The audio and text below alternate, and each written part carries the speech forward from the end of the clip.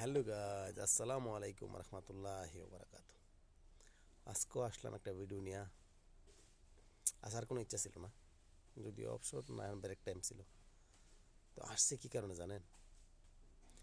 একটা মানুষ কিভাবে ভুল বা হারাপ কাজ করে তার একটা বিশ্লেষণ দেওয়ার জন্য আপনাদেরকে। মানুষ আজকাল দেখছেন বাপে নিজের মেয়ের রেপ করে ফেলায়, বাইক না মামির হলে বাইকে জায়গা, ফুফুর হলে বাইকে জায়গা, হালাম্মার হলে বাইকে জায়গা, হ্যাঁ, আকাম কুকাম করে বা ভাইয়ে ভাইয়ের বইনে সম্পর্ক করে। তো তার এগুলা কেন জানেন? মানুষ আইন কানুন যেহেতু দেশে থাকে না, তখন এই দেশে খারাপ কাজ শুরু হয়। তো সমস্ত পৃথিবীতে ওনার আইন নাই, হলো টাকার পাওয়ার। টাকা থাকলে আপনি যা খুশি তা জায়েজ চালাই দিতে পারবেন। তো আমি বলতেছি না যে আপনারা এইগুলা কাজ করেন, কিন্তু দেখেন, যে দেশের আইন কানুন ব্যবস্থা ভালো আছে এই দেশে অপরাধ হয় না, কম হয়। তো এমনটা কিন্তু বলতেছি না যে আমি সৌদি আরবের আইন ভালো, সৌদি আরবের আইন যে ভালো তা কিন্তু আমি বলি না। সৌদি আরবের আইন সৌদির জন্য ভালো, আপনার আমার জন্য কখনই ভালো না। আমি এই দেশে কাজ করতেছি, তার জন্য আমরা ট্যাক্স দেওয়া লাগে। তো এটা ইসলামিক কান্ট্রিতে হারাম। তো এই কথা কার কাছে বলবেন?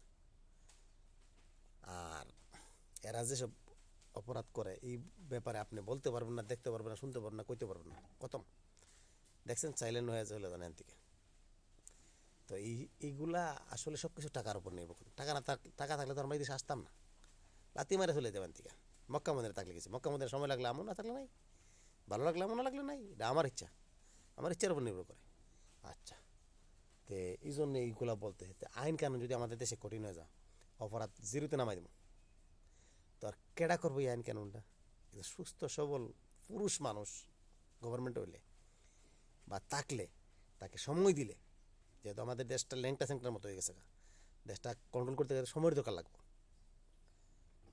ভারতের মুসলমান মেয়েরা বোরখা পরার জন্য আন্দোলন করে, আর বাংলাদেশের মুসলমান মেয়েরা বোরখা খোলার জন্য আন্দোলন করে। তো বুঝেন না কত ডিফারেন্স? আমরা বাংলাদেশিরা, আমরা বহুত খারাপ জাতি। ইসরায়েলের চেয়েও আমরা কঠিন খারাপ জাতি, চিন্তা করে দেখেন। ইসরায়েলিরা আমাদের চেয়ে অনেক ভালো। আমরা এমন খারাপ জাতি, আমরা নিজের দেশকে ভালোবাসতে জানি না। ইসরায়েলিরা কিন্তু নিজের দেশকে ভালোবাসে, যদিও মুসলমানরা মারতেছে। আমার চোখে এরা খারাপ, কিন্তু রিয়েল চোখ দিয়ে আপনি দেখেন, ফিল করেন, ইসরায়েলের নিজের দেশের জন্য এরা ভালো। এরা নিজের দেশকে ভালোবাসে, নিজের জাতকে ভালোবাসে। তো আমরা তো নিজের দেশকেও ভালোবাসি, নিজের জাতকেও ভালোবাসি, নিজের ভাইকেও ভালোবাসি না, মা বাপরে ভালোবাসি না। ভালোবাসি টাকারে, খালি টাকাটা থাকলেই হইলো। তো এই জন্য আমি বলতেছি, দেখেন, আপনাদেরকে একটা রিকোয়েস্ট করি। ডক্টর ইউনূস সাহেব আলহামদুলিল্লাহ বর্তমান আজ পর্যন্ত যতদিন থেকে আসছে উনি ভালো অবস্থায় আছে, ভালো কিছু করতেছে। উনি যদি সময় পায়, আশা করি ভালো আইন কানুন দেশে করতে পারবে। ওনারা আমরা সময়টা দিতে হবে, সেই স্পেসটা আমরা দিতে হবে করার জন্য। এখন যদি আমরা আইসা আন্দোলন করি, এন করি, তেন করি, নাইমা যান, চলে যান, আপনার লজ্জা নেই, আপনি শোধ করে এসে, আসলে এইগুলা কথা তো লজিকেও পড়ে না। একজন লোক সরকার হলে তো শুধু এমনি খা, একেবারে মুফতি আমি নিজে ছিল ব্রাহ্মণবাড়িয়া থানা জেলা সরাইল থানাতে এমপি। উনি রুলস হিসাবে চলতো, গভর্নমেন্টের যে একটা রুলস, এটা রুলটা মাইনে চলতে হবে। আর এটা ইন্টারন্যাশনাল বিষয়, এই লেভেলে থাকলে মানুষ এটা মাইনে নিতে হয়, এগুলো তাদের জন্য জায়েজ। আর ডক্টর ইউনূসকে সুদ করে বলার আগে আপনি নিজে চিন্তা করেন, জীবনে কারোর কাছে সুদ আনছেন বা সুদ দিয়েছেন আর দুর্নীতি করছেন, এই সিস্টেমগুলো বাঙালি কোনো লোক যদি বলে যে আমার আল্লাহ ফেরেস্তা বানাই দিছে, আমি বিশ্বাস করতে পারবো না। কারণ আমি বাংলাদেশে জন্ম হয়েছি, আমি চিনি বাংলাদেশে 20 বছর বয়স পর্যন্ত আমি ছিলাম।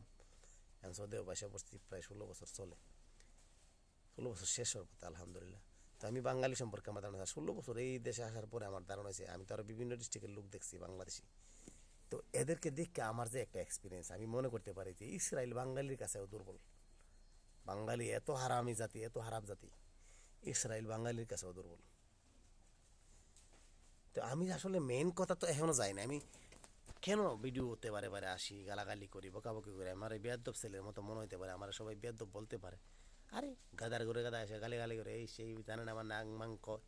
আসলে কেন বলি রে ভাই, জিদ আর কন্ট্রোল রাখা যেতেছে না। দেশের পরিস্থিতি, এই ফিলিস্তিনের পরিস্থিতি, দেশে যে এই ছোটো ছোটো বাচ্চাদেরকে রেফ করা হইতেছে, বা যারা ডক্টর ইউনূসের বিরুদ্ধে মিছিল করে, আমিও তাদেরকে সহ্য করতে পারতেছি না। কেন জানেন? প্রায় 53টা বছর হাসিনা হালেদারের সাথে মিল্লা দেশটাতে চুষা খাইছে। একটা গাবি যখন বাচ্চা জন্ম দেয়, তখন বাচ্চাটার হক থাকে তার মায়ের তন থেকে দুধ খাওয়ার। তো তারা সেই লেভেলের হক পাইয়া বসছিল বাংলাদেশটারে, গাবি পাইয়া বসছিল। এই গাভীর তন্ত্রিকা প্রচুর লেভেলের দুধ খাইছে। এই তিনোটা সরকার 53 বছরে দেশটাকে তামা তামা করে ফেলাইছে। আর লাস্টে যে আইছিল হাসিনা, এত দেশটার কলজা কিডনি হার্ট বা সব খুলে ইন্ডিয়া দিয়ে দিচ্ছে, বুঝছেন? আপনি দেখেন এরা যে $238 বিলিয়ন এই প্রবলেমে আমরা ফেলাই গেছে, শুধু $38 বিলিয়ন আমারে দেন, আমারে না, ডিফেন্স খাতে খরচ করেন, আমাদের যে সেনা নৌ বিমান বাহিনী আছে তাদের তলে খরচ করেন $38 বিলিয়ন। বাংলাদেশের বাংলাদেশের র্যাঙ্কিং হলো 35। এই $38 বিলিয়ন খরচ করলে বাংলাদেশের র্যাঙ্কিং হবো 20 নম্বরে, 15 ধাপ আগে যাবো। আর 20 নম্বরে আসা যেদিন শুনবেন ওই দিন ইন্ডিয়ার ঘুম শেষ। দিন রাইতে আমি দলিল করে লিখে দেবো, জানেননি? দলিল লিখে দেবো। ইন্ডিয়া দিনেও ঘুমাইবো না, রাত্রে ঘুমাইবো না, ইন্ডিয়ার যত মানুষ আছে। আপনি যদি আপনার দেশের অস্তিত্ব ধরে রাখতে চান, আপনারা যদি মনে হয় যে বাংলাদেশটা থাকবো, ফিলিস্তিন হইব না, তাহলে ডিফেন্স খাতে বিনিয়োগ করতে হবে।